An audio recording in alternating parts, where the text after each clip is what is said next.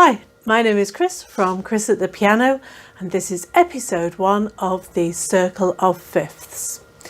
When we look at the Circle of Fifths, we start at the very top at 12 o'clock position. We start with C major. The reason we start with C is on the keyboard, this is the foundation scale that uses all the white notes. So we have the 2 white notes between B and C, and the 2 white notes between E and F. This tells us where the semitones are in the major scale. So if we draw it out on the stave, C, D, E, F, G, A, B, C, we can see that the semitones are between E and F and B and C. The reason we know this is because of the semitone and tone rule. A tone has a note in between it, so normally seen as the black note on the piano. So C to D has the C sharp in the middle. If we go from E to F, there is no note in the middle. A semitone is a note directly next door. So between C and D there is a D sharp, so that's a tone. D to E there is a D sharp or an E flat, so that's a tone. But between E and F there is no other note, so that's a semitone. We can show that with a bracket.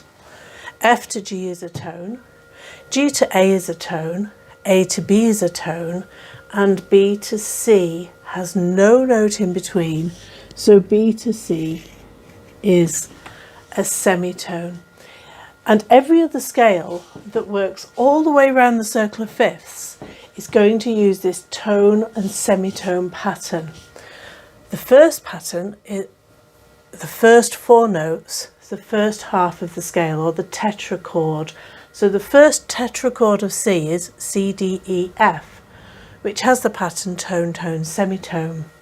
The second tetrachord is G, A, B, C, which has the pattern tone, tone, semitone.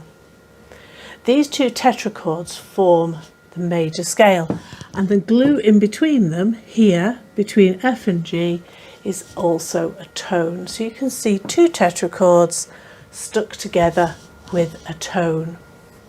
Now, the first note of the scale, as we know, is called the tonic. The 5th note of the scale is called the dominant, and the dominant is the first note of the second tetrachord, or the second half of the scale. We can take the dominant and make it the first note of our new scale. So if we draw a treble clef, and this note we're going to take to here to become the new tonic. So we can add that to our circle of fifths as the second point. So between C and G, if we use C as 1, 1, 2, 3, 4, 5, we can say that the 5th note of the scale equals the tonic of the next scale.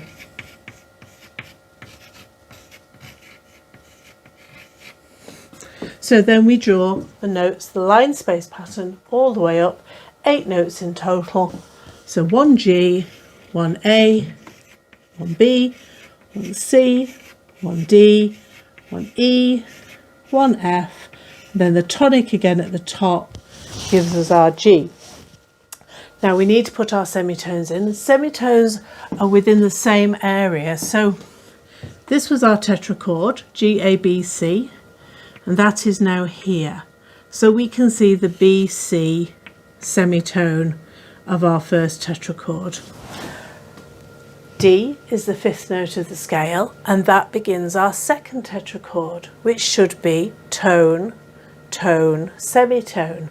But E to F is a semitone and F to G is a tone. So we need to do something to the F to make this a semitone and this a tone? Well, the easiest way is to raise the F by a semitone. So the F becomes F sharp. This gives us the second semitone at the top. And our second tetrachord is now correct. Tone, tone, semitone. The glue in the middle, sticking the two tetrachords together, should be a tone, and C to D is a tone. So we can say that the seventh note of the scale equals the new sharp for that scale. And we'll check that in episode 2 when we look at the next scale. And the next scale for episode 2 is going to be on the fifth note. 1, 2, 3, 4, 5. The fifth note is D. So the next scale that we look at will start on D. And that will be episode 2. Before we finish today's episode, we need to add that sharp to our circle of fifths. So C major has no sharps, we've already decided that. So let's just put a nothing or a 0 at the top. G major has one sharp F. So we'll put an F sharp there, and we'll just remind ourselves that it's a 1 sharp. In the description below there is a link to a worksheet, which is a 4-side worksheet. This is the first one, which describes everything that we've looked at today. There's then some comprehension questions on the back. The reason being, some people prefer to learn things in words rather than just writing them out. So this is a nice way of learning it in words. And we then write out the scale of C major in the treble, the bass, the alto and the tenor clef. And on the back, the scale of G major.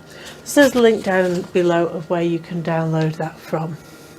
We recommend as well that you play these on a keyboard. You don't need to follow the correct fingering. If you don't know it, you just use one finger. The importance is to recognise where your semitones are and where your dominant is, which is the fifth note.